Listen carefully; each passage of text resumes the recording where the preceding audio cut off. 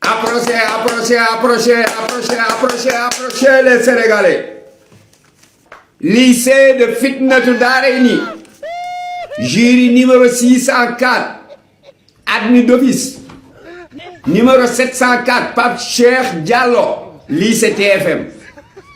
Numéro 111, Djibril Dramé, lycée Soundiata Keita, Mali.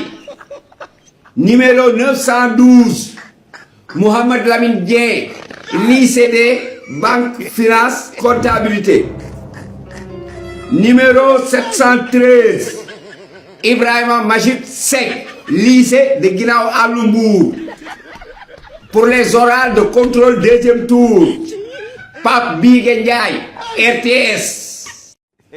Approchez les Sénégalais. Lycée de Fitnatou Darayni. Jury numéro 604. Admis d'office. Numéro 704, Pape Cheikh Diallo, lycée TFM. Numéro 111, Djibril Dramé, lycée Soundiata Keita, Mali. Numéro 912, Mohamed Lamine Dieng, lycée des banques, finance, comptabilité. Numéro 713, Ibrahima Majid Seck, lycée de Guinaw Alumbour.